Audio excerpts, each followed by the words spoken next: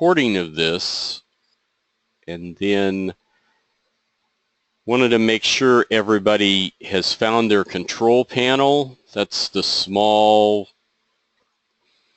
I don't know, couple inches by 4-inch size that's got a microphone on it and probably a camera and a screen. So if you've found that, down at the bottom should be a hand that you can raise. Trudy found it, Jeff found it, and turned it off. Good. So, okay, and I see some of you from last week have found the question panel, all right? So good, if you've found the hand, go ahead and click it on and off a couple times, and then you can just turn it off completely. If you've sent me a question during this evening, please raise your hand also so I can know to look at two different things here. The other question, or the question panel, is down on the right, and if you want to communicate with me, that's the best way to do it. And you can feel free to ask any questions. If they're appropriate for the whole group, I can interrupt Candy, which I love to do anyway, and let her answer it for you, or I can answer it. If not, we'll have a break later on that we can take general questions or answers too. So with that, I still see a lot of hands raised. Is that because you just haven't turned them off, or I don't see any questions at corner? Oh, you're asking Joan anyway. Okay, two things. All that you should see right now is the grant webinar seminar title screen. We're not going to be on camera tonight to entertain you. We're just going to concentrate on important stuff that's on the screen. And the other question was, how do you download the handouts? You should just be able to click on it and then download it.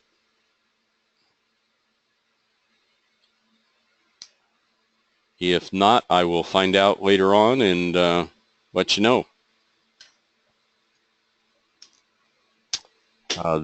Both those will be used in a little while, so let's find out how we're doing. Either one, you can download both of them. The first one will be the sustainability one.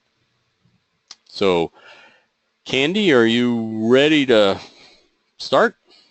Sure, I'm ready to rock and roll. Okay. To all of you, I'm apologizing up front. I am so much better seeing people's faces, so if I get stumbling along the way, I apologize right off the bat. But we're going to try to make this thing work for all of you. So this is one part of a 3-part training that you have to go through in order to be qualified and to have received the grant management training. Tonight we're going to focus solely on global grants for the most part, and what the expectations are as far as stewardship goes. And so we want you to understand the Rotary grant management part and the MOU and those kinds of things, but most of this will happen in increments. So tonight the majority of the focus will be on global grants. The next webinar, the majority of the focus will be on district grants, and the in-person one at the assemblies will be more on the MOU and those types of things and understanding, and that way we'll have a lot of questions that can go along with that. So hopefully that makes sense to all of you. So we're going to talk really about the expectations both from Rotary International and the Foundation's perspective, and also from our district's perspective. So I hope that makes sense to all of you. Okay. So there are 2 types of grants, as we said earlier, the global grants and the district grants, and again we'll focus pretty much on the global grants tonight. We'll talk a little bit about district designated funds. I hope most of you understand what district designated funds are. We will talk a little bit also about vocational training teams. And but the beautiful part about what we've done in the last number of years with Rotary Foundation grants is that more of the decision-making power has been moved down to the club level and the district level. While it may seem that it doesn't really feel like that right now, I think by the time you get through the three pieces of the training, you will understand that it really does bring more of the control down to us rather than staff at the Rotary Foundation or rather than someone out there somewhere, but rather it brings it back right here to the district. And so the district designated funds are the funds that 3 years ago we put some money into the Rotary Foundation as a district, and 3 years later half of that comes back to our district and we get to designate how we spend that money. And it's very flexible as far as how we want to spend that. So our district every year goes through a process where we look at how much we have and how we want to spend that, and then we allocate portions of that to global grants, to district grants, and also to scholarships. So when you look at each year how much money is available, know that it was done thoughtfully and by a team of people who have tried to understand what the needs are of our clubs and what the needs are to do great projects and to fund as many projects as we can to make that go forward. Okay. So one of the things that we want to be very clear about is that the reason we have this grant management training, the reason we have the MOUs, the reason that we have all of this piece that goes around it is that we want to be very good stewards of our dollars, because they're our money. That's the money that we put in as individual Rotarians and as clubs. And so we want to make sure that we are spending the money the way that our donors, our Rotarians, want it to be spent. And we want to make sure that the financial controls are in place in order to make that happen. And so we've learned a lot of lessons over the years in grants and in projects that we've done.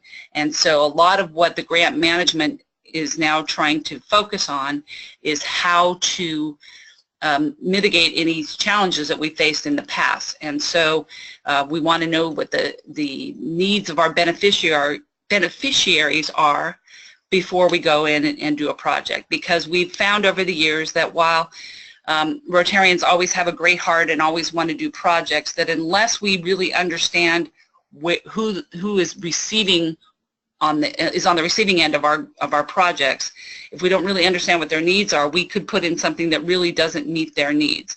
And so part of what we want to do is make sure that we've done that. Okay, and then we also want to make sure that we're good stewards of our donor dollar, and so we follow that along as we go.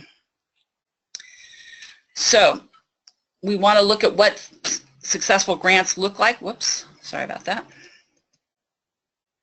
And so we want to make sure it meets the community needs. So so therefore we have to have a partner club in the community or nearby community that understands what those needs are and that are able to go in and talk to them about what their needs are. If any of you have ever heard me do a foundation speech before, you've all heard me talk about the club that decided one day that they'd been doing all these projects in Mexico, and that they decided, well, we're going to just go in and put a computer lab in this little school in this town where we go all of the time. And fortunately for that club, they sent a couple of people down. I think it was an excuse for a fishing trip, but they went down to this village in Mexico, and they went to the Rotary Club, and they said, hey, you know, we're going to come in and we're going to put a computer lab in this school right here in your little community. And the Rotarians said, well, isn't that just great? But this school only has electricity 6 months out of the year, so how do we handle it the other 6 months? So fortunately, they kind of got their needs assessment done a little bit backwards, but there was a needs assessment done. And at the end of that conversation with that Rotary Club, they were able to discover that what those kids at that school really needed more than anything else was a school bus to get them to school, because if they got them to school, they could do a lot of other work with them, because a lot of kids couldn't get to school because they lived so far away. So knowing what your community needs are, knowing what the projects are, is going to be helpful to you. knowing that it's sustainable, and sustainable, we're going to talk a lot about sustainability later, but it really makes sure that once the Rotarians are gone and once the project is, the funding of the project is stopped for that part of it, that it goes on a long time after the Rotarians have left. So you want to involve as many partners, and the more partners you involve, the more Rotary clubs and others that can help you make this project successful, the more successful your project will be. And again, knowing who your partners are will help you also to maintain good stewardship of the money. And so if you have a relationship with someone in a Rotary club in a community already, that's a great benefit to you as a club and to the people that are doing the project. So what is your needs assessment? So the best thing to do is have somebody talk to the community. So whether you have people from your club that are interested in going to that community and doing a needs assessment, or whether you work just with your partners in a club nearby that can talk to the people who are going to be receiving it and really know and understand what it is that they want. And then determining what your resources are, including your resources are your club, but also the club that you're matching up with, and also what's there in that community. Because one of the beautiful things about when we do some of these grants and some of these projects is the more we can buy in country or in that community, and the more we can involve the people there making it happen and making it work, is it's going to continue and make them proud of it, and they're going to have ownership of this project. And so we want to continue to do that. So determine what your resources are in both people resources and also in other types of resources that you're going to have there. So what are you going to do? So part of your requirements are that you have a 3-person grant committee, and that each person on that committee knows what their role is and know what their objectives are going to be, and know what their responsibilities are going to be. And it is very helpful that that you have Rotarians managing this program. And so if Rotarians are great at communicating with one another and understand their roles, it makes it much easier, because the Rotarians have to manage the projects that receive funding from the Rotary Foundation. We can't let somebody else manage those projects for us. And so both the host sponsor and the international sponsor have to have the committees of 3 Rotarians. And so if you have a great relationship and a great communication plan with your partner club or clubs in that area, it's going to make your life a whole lot easier, trust me, especially when it comes to the end, when you're reporting out and things like that. If you have somebody that's really good at communicating with you and you understand what their roles and their responsibilities are. Okay, and you're going to have to establish a budget. So you're going to have to understand what the costs of things are, and how to and have your ducks all in a row. So you have to understand all the parameters of your project in order to establish a really solid budget that can go forward as you make it happen. And we all know that things happen sometimes, so a contingency plan for in case something goes wrong is really good, because you and your club need to be protected. And you have some liability for this project, so you want to protect your club as best you can by making sure that you have contingency plans in place to make that happen. You're going to want to establish a monitoring and evaluation plan. So what that means is you're going to have like objectives and different check-in points where you can monitor your progress, make sure that, again, and when you're communicating back and forth, that you understand, okay, at this point we said we were going to be here. Are we there? And if not, what do we need to do? Maybe we have to call in our contingency plan. But you need to have some sort of way of evaluating it. And so having a plan for evaluating and monitoring your progress will make your life a lot easier. And of course, you have to have a document retention plan. And if you look at the MOU, it tells you exactly what you need to do before you even get funds, so that you know how long to keep them and what that looks like and all of that. And you should have all received Gary, correct me if I'm wrong, but they should have all received the grant management guide, the guide to global grants.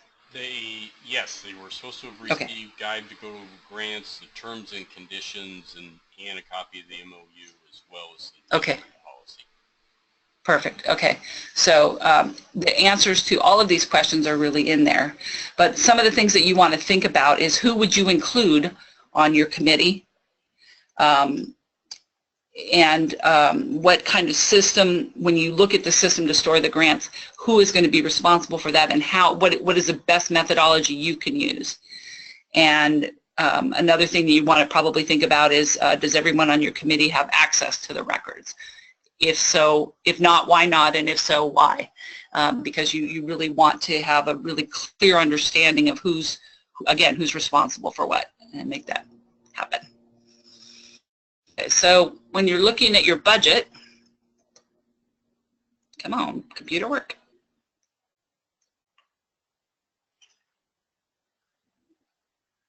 Okay, Gary, can you advance that slide for me?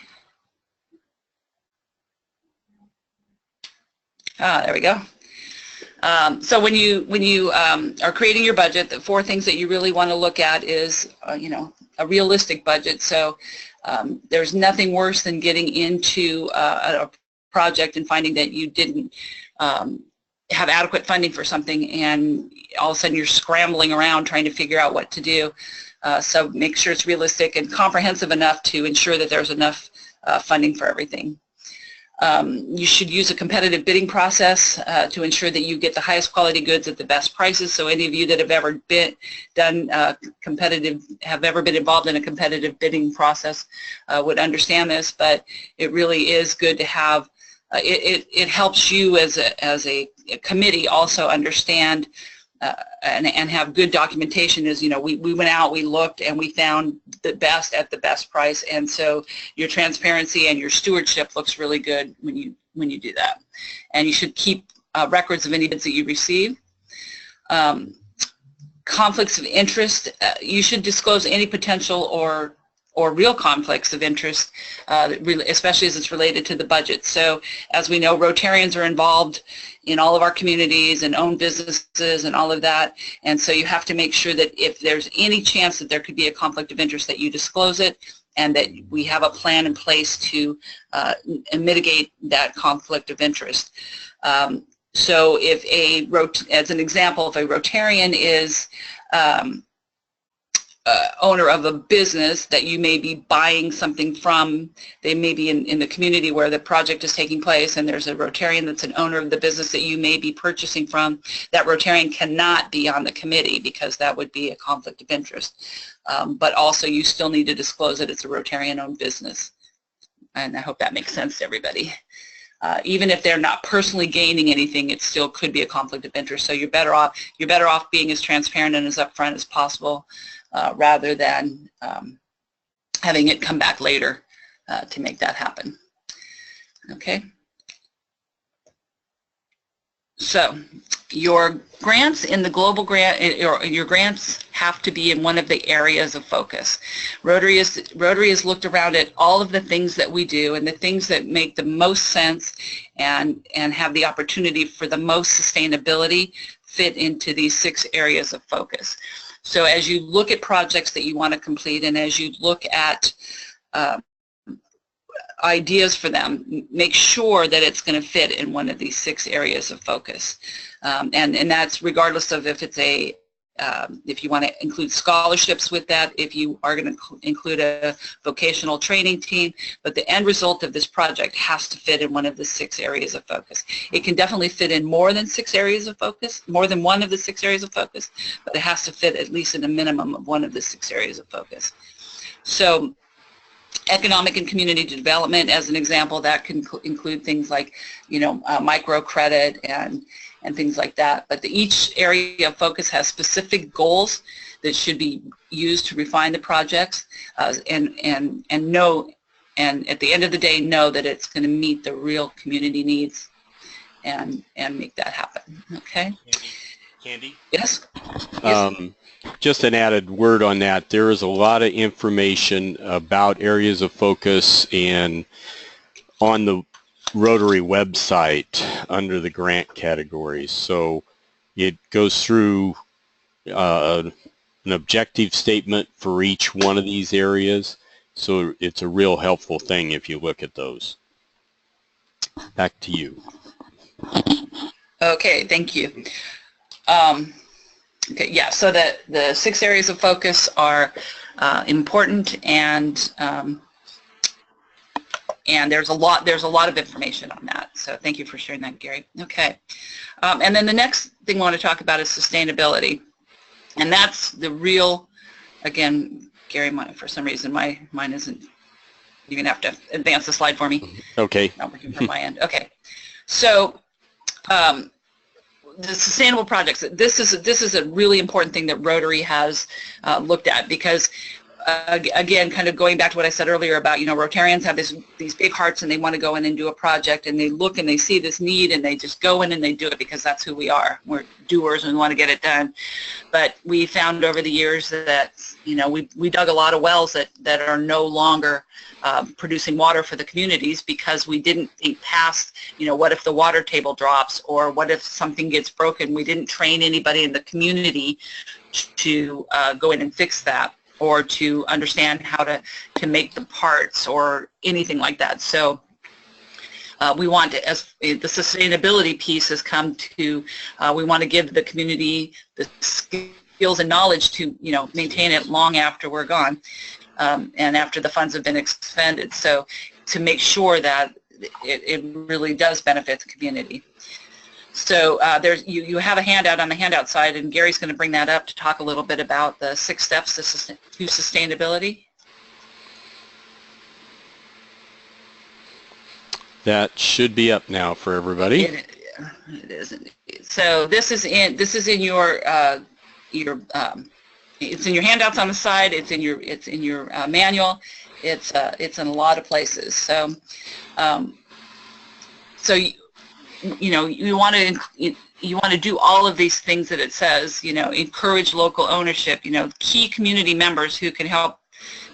Who can help keep it going long after you're gone. So part of your planning for your project is to know who those people are that can do that, and then provide the training. And the training can be done in many ways. And as part of your project, one of the things you may want to do is include a vocational training team, where you send a team to that community to teach them how to either manufacture, build, repair, continue on that project. And you can also bring a team from that community here to learn from the experts in that field. But having experts in that field, both on the ground there, because we've taught them, or because they already have that knowledge, is really helpful. And then the more you buy local, again, the more you're going to be helping the community, because if we're buying local, then it's an additional benefit to that community that we're gonna work with. So you can when you work with the local community and you work with local organizations, you find out who has the experience, who has the knowledge, who has the equipment, and who has the buy-in, and it's really helpful to you as a group to make that happen. And so if you can identify people who are willing to assume leadership roles in all of these areas in that community, you are leaps and bounds ahead of the curve when you make this happen. And again, and finding local funding. So one of the things that you cannot do is require that the beneficiary put money in to make the project happen. However, you can look at them to sustain it long after you're gone. So, as an example, somebody in the community, all the community people, when they use whatever it is that you've put in as your project, they put in $1 or something, and that money is put into an account where then long after the grant funds have been expended, they can continue it on in perpetuity, or for however long it's reasonable, and that it works within their cultural needs and values. So, And then again, I talked earlier about you really need to understand how you want to measure your success and what the outcomes are going to look like, and knowing how you're going to collect that data is really important to you. Figures should ideally demonstrate change for at least 3 years, because that gives you at least a long-term look, a good period of time look at how your project is working and how your objectives are being met, and looking at and being able to have enough data to look at over a long period of time. And I'm gesturing with my hands, and you can't all see me gesturing with my hands.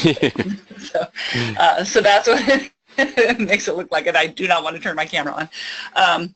So education, training, and buy-in is really a big key to sustainability in a project. And with that, I think we're going to take a little break here, Gary, and you're going to try a little. You get a break. I'm going to do a couple of polls. Yeah, I'm a break. with people just to see how we're doing. And so let me put up the first one.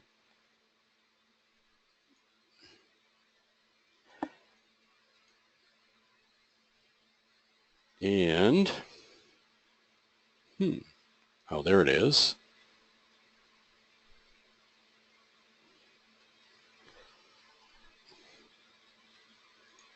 So there's the poll. If you can just go ahead and answer that simple question about grants, global grants in this case. We're curious to see how many of your clubs have actually worked on global grants before.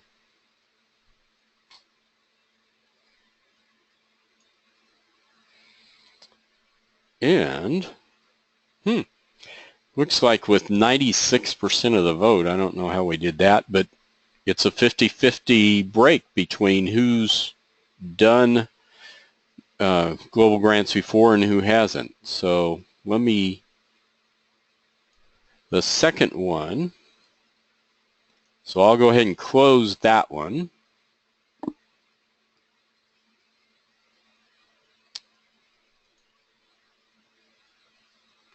The second one is on district grants, and we're jumping ahead just a little bit. We're curious about the same question. How many of you or your clubs have done district grants or received district grants?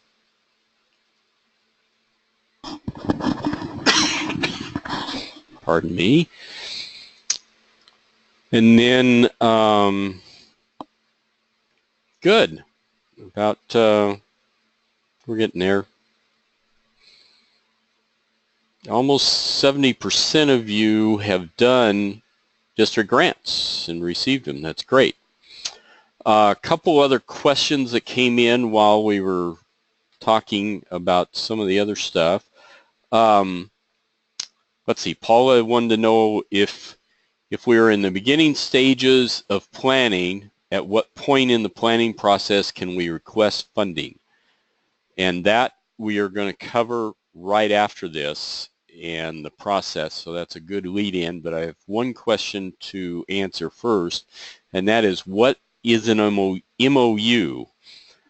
And briefly, we'll cover that in more detail later on also, but an MOU is a memo of understanding between your club and the district concerning how you're going to take care of the funds you receive from the district and the Rotary Foundation. And it talks about allowable things you can do with it in record keeping and bank accounts and those types of things. So great, I appreciate it, and that was good information that we can use in the future. And now, Candy, are you ready to go through applying for a global grant? Because we have 30 minutes left of this, and we have 400 slides. Oh, just kidding. There comes the questions. Okay, so you're going to go back to our slides, and we're going to talk about applying for a global grant. Yes, and the first step, as I mentioned in answer to Paula's question, was as soon as you get started with it and get enough information to fill out a proposal, then you can figure out how much money you're asking for, and I'll let Candy take it from there.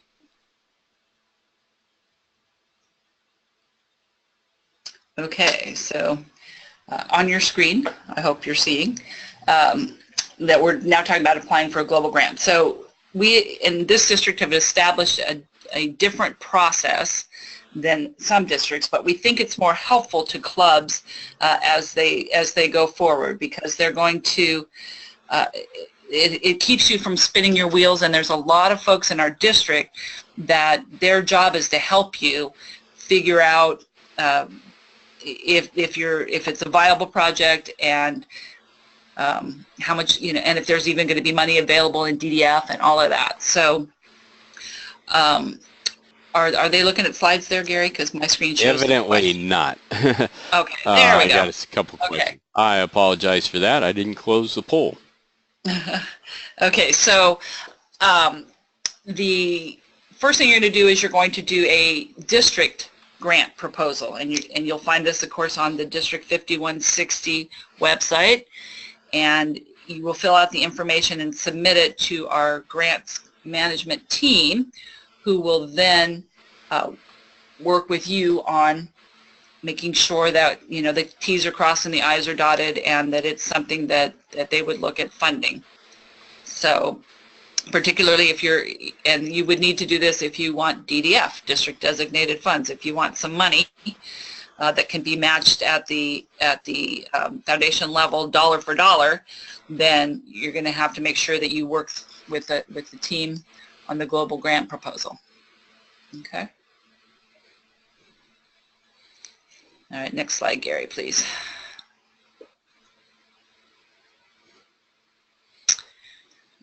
So then you the district has said yes, we've got some money, and so then you go to rotary.org, and you go through the online application system. That's rotary.org/grants, and you'll complete the first steps by hitting the start button. And it'll give you general information about the grant activity, best practices, and after navigating through those steps, you'll be able to start your grant application. So any grant application that has not yet been approved will show up in the application section. If the grant has been approved and is still open, it'll be in the open grants section. So you will be able to see what status is, and then once it's closed, it'll go in the closed grants section. It's pretty obvious. And then the attention needed part talks about alerts to any action that is needing to be done. So you will have, once you start the process, you will actually get someone from the Rotary Foundation that will also be helping you on this, and they will, once they've evaluated the grant, they may come back to you with things that either are needed, desired, and so forth, and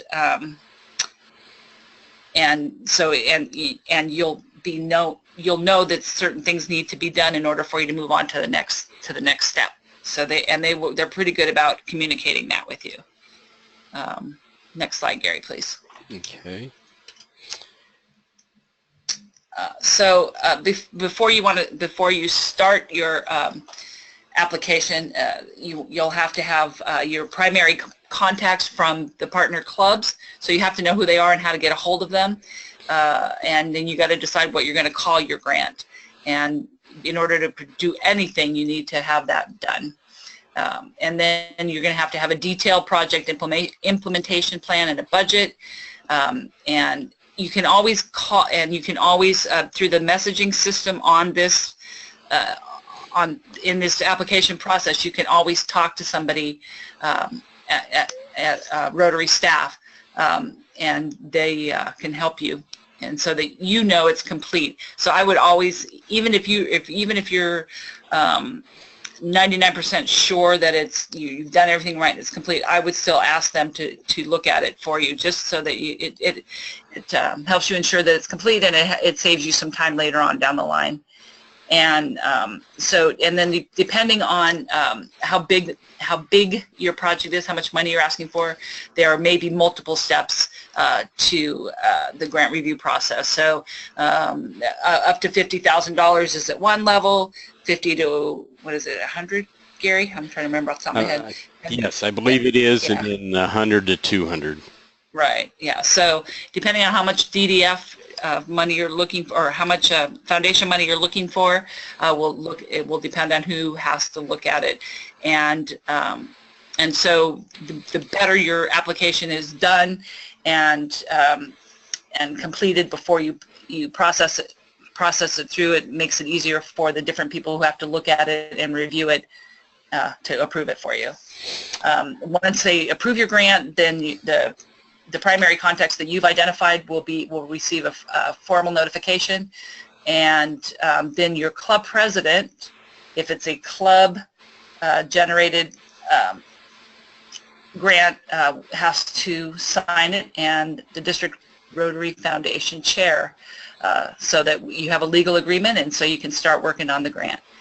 And so you should have as much of your project decided and completed as far as the implementation steps, budgeting, and all of that before you really go into the application process, if that makes sense. It does. To the review committee on the district level, because that's your first step.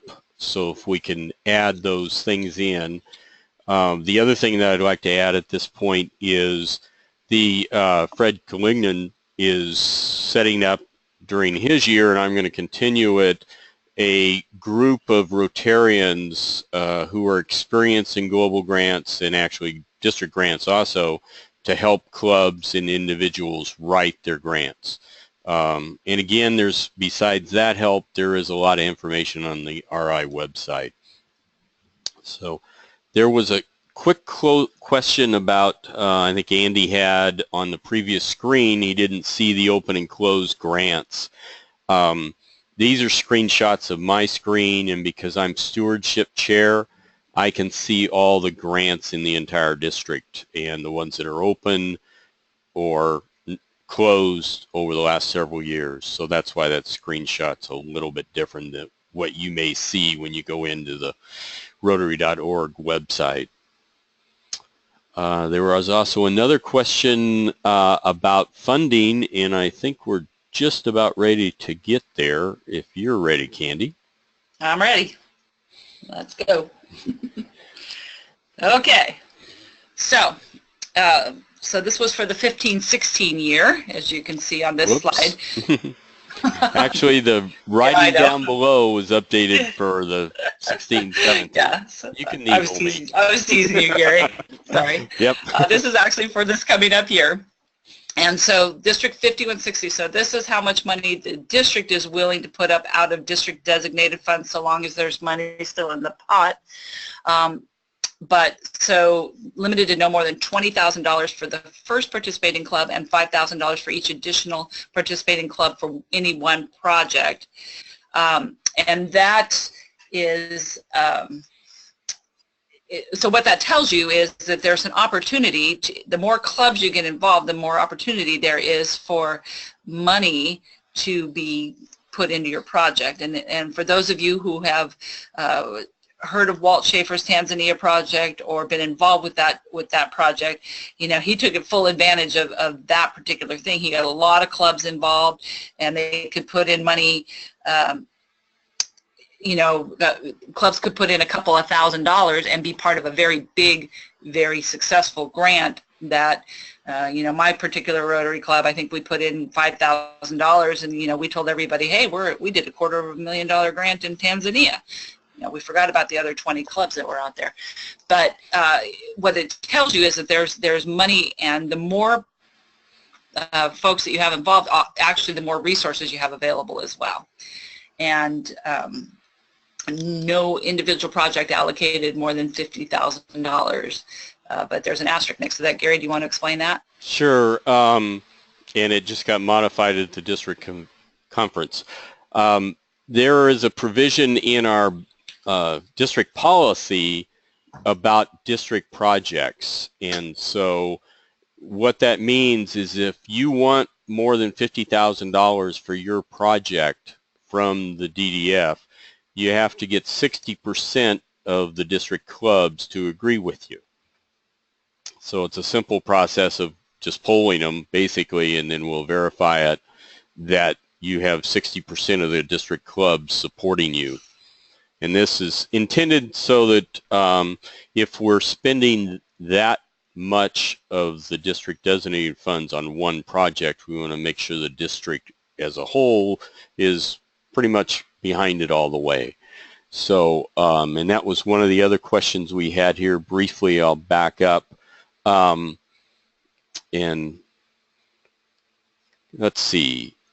Andy was asking about how much money in the last 3 years. I don't have the last 3 years right in front of me, but I'll look up what our DDF this year is and announce that here shortly. There were a couple other questions that I can go through briefly. What's the best way to find a partner club in a foreign area to partner with? And there are a number of things on the RI website that are intended to enhance that process. There's Rotary Showcase and others where they'll actually list what they're looking for, whether it's just dollars or bodies to go or a doctor to do a certain project in a certain country. So there's that resource.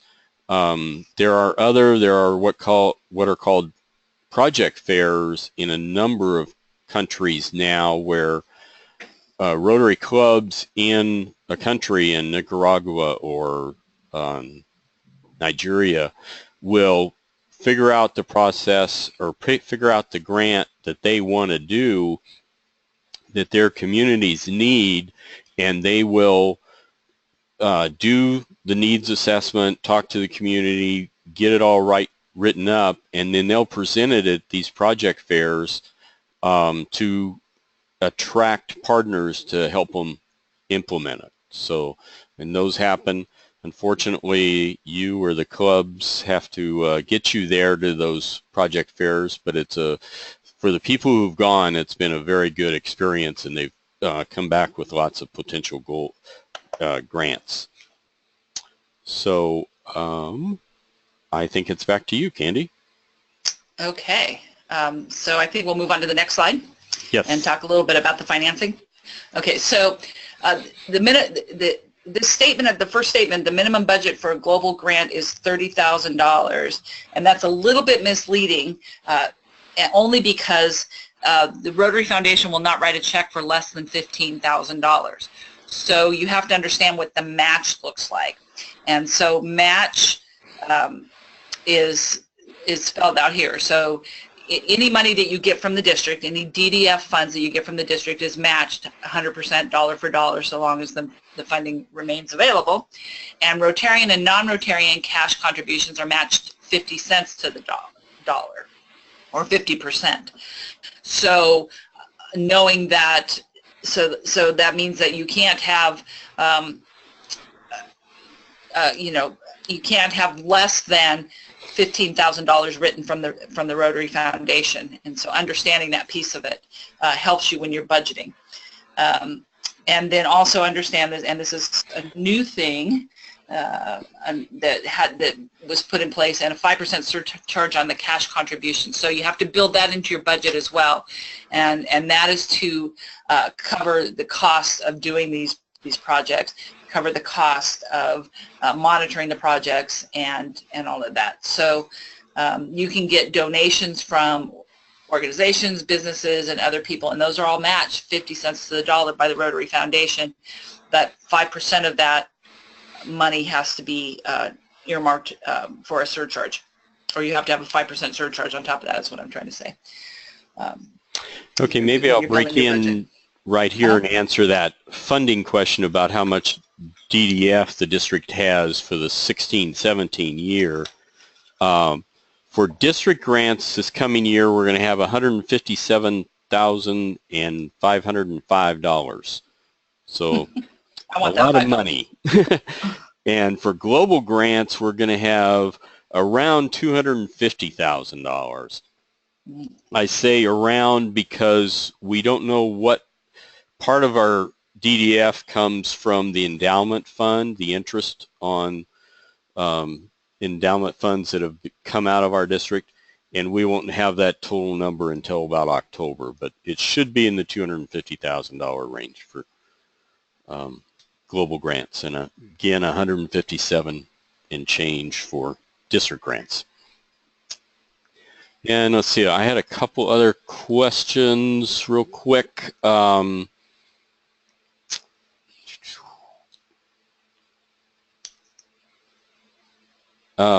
They wanted to know how much money goes to global and how much goes to district grants.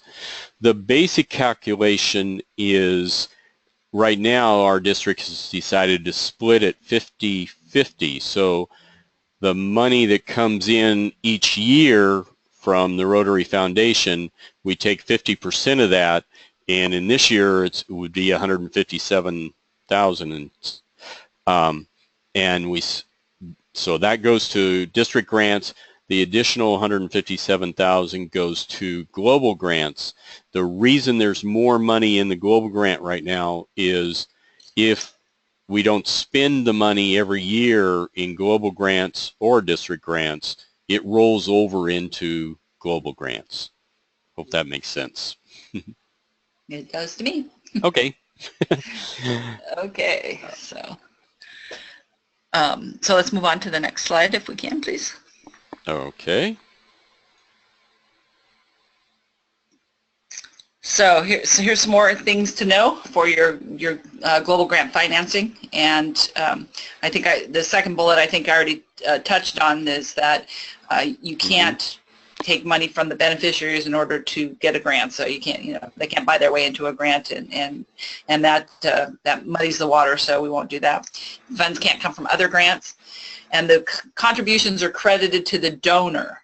So, if you're looking for Paul Harris credits and all of that, the donor or the donor club, they do get the contribution credit, and they also get the tax receipt for contributions to the Rotary Foundation. So if you get a business to give you $5,000 for your grant, they get the contribution credit for that. And I hope that makes sense. And the international sponsor has to provide at least 30% of total sponsor funding. So if you're asking your sponsor group to come up with a certain amount, then the club that you've determined as your international sponsor has to have at least 30% of whatever you're asking for as far as their contribution. And I should clarify here that if it's a global grant, most times our district will be the international sponsors. So there are some reverse grants that are being worked on, and where the grant is sponsored by a club in another country, but the actual project is here in the United States. So that's just a clarification. Right.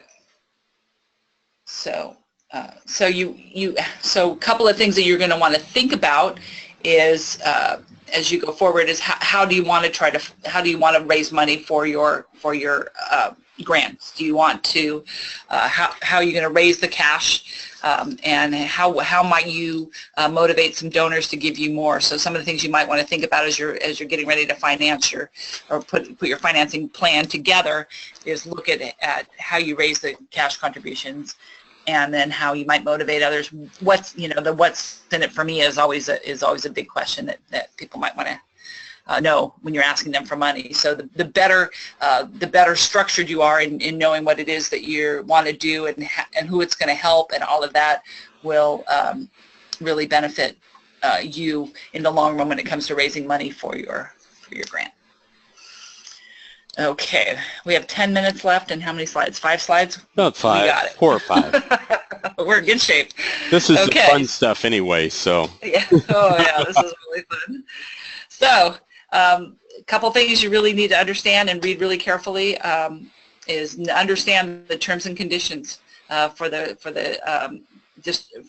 any grant, but in this case we're talking about global grants. So you want to really understand what is required, and so the more front end work you do, looking at the manual, looking at the website, and understanding what your project has to do in order to comply, the easier it is for you down the line, and then you don't catch yourself going, well, I didn't know that. And you have to be qualified. So if the proposing club isn't qualified, you're spinning your wheels. So make sure that the people on the grant committee have taken the training, that you have an MOU in place, memorandum of understanding in place, and make sure that if you have any conflicts of interest, that they're noted in the application. Even if it's a really far-fetched conflict of interest that you think, wow, this probably will never happen, that good old guy Murphy might show up. So any potential conflict of interest, please make sure that you note it going forward. Yeah, and we should mention that conflicts of interest by themselves do not cause the grant to get thrown out or disqualified or anything. It's the ones that don't get disclosed that are discovered later that causes lots of problems. Yep. And that, yeah, and the good news about that is if you understand that, if you disclose it ahead of time, and if you talk to the folks who are helping you with your grant, they'll tell you. They're very happy to tell you. What that looks like, and whether that can cause you any problems down the line. Okay, so you have to certify that you've reviewed the Guide to Global Grants, so you all have that. And you know what? Actually, that publication is actually one of the better publications I think they've come out with lately. It's very clear, it's very concise, it gives you really great tips on the side, and so make sure that when you're applying for a grant that you've reviewed it, and so that you can certify that you've done that. But I think it's a pretty good document, I think, or guide. Mm-hmm. I agree. And yeah, and because of the way our grants go, and because they cross over Rotary years and all of that, make sure that your president of 16-17, I think most of you on this call are the 16-17 presidents, but there are a few of you that are presidents-elect on this call. Make sure that if you're the lead club on that both the president and the president-elect sign off on it, because again, you're going to have that responsibility, and as the officer of your club, you're going to hold that responsibility. So it's good that you know what's going on and that you've approved this grant going forward. Again, the completeness, that's the more complete you are, just the easier it is to your life and to who's ever the one submitting all the grants, and the meaningful benefit to the community. And that's what we're really here to do, is to really help our fellow man, and the more meaningful it is to the folks, and the more you can understand how meaningful it is to the folks that you're serving, again, it helps you raise money, and it helps you to provide that sustainability down the road. So yeah, feasibility. So what does that look like? Is it going to really go the way it's planned? And I think that the better understanding you have of the community, or that your partners have of the community, the easier it'll be to understand whether it's going to be implemented as planned. But again, we talked earlier about contingency plans and all of that. Make sure that you have all of those in place so that the project can go forward, because we don't want to waste people's time, and we want to put this money to use out there doing really good work in the world. So the things you have to know is how much longer after the grant period. So the grant period ends, you've got, but you have to know, is it 3 years, is it 5 years, could it be going on in perpetuity, and what does that look like? Because if you're educating people and they're educating the folks behind them, it could be a much longer impact. And so make sure that you put that all into your understanding and your thought process as you go forward. And know what the ongoing commitments are. So know what the community is prepared to do after the grant period ends, how they're prepared to keep it going and make it happen and to benefit their local community as well. Next slide, Gary. Yep. Okay. So one of the things that they look at is, the number of clubs and districts supporting a grant. The more clubs you have, the better off you are, and the more money you'll probably have to make it happen. So, again, I use Walt Schaefer's Tanzania project as an example because he's done a really good job at understanding all of that and been able to go back and do additional projects and programs and really has made a huge impact in that one community or in several communities right in that general area. But it's met more than one area of focus. It's met 3 areas of focus, 4 areas of focus, and it started out really with a clean water and sanitation project, and yet it's gone now to education and to health and many other things. And so and part of that was because he had a number of clubs that were able to support him and make it go forward.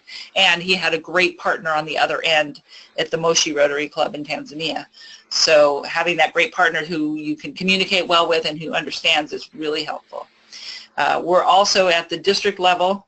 One of the things that we look at is, how is your club, the lead club, the proposing club on that, how have you done over the last 3 years in giving to the Rotary Foundation?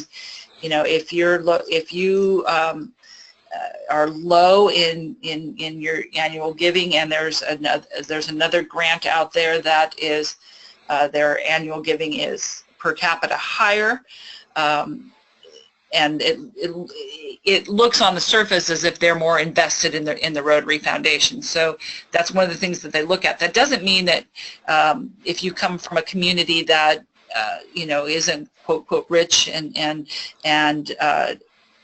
doesn't have a lot of assets, doesn't mean that they're going to definitely turn you down. But knowing that you support the Rotary Foundation and have continued to support the Rotary Foundation as a club is important to the folks that are evaluating our grant proposals and grant applications. So, and maybe know that it is. Oops, sorry, Andy. Go ahead. I was just saying, know that it is important to understand that that's part of the deal. Go ahead, Gary. Oh, I was just we've referred to them, the review panel, a number of times, but I wanted to let people know that we have a 10-person committee from Rotarians all over the district who reviews both global grants and district grants. And they give their recommendation to the panel that decides, and they're the ones that evaluate all this material and everything.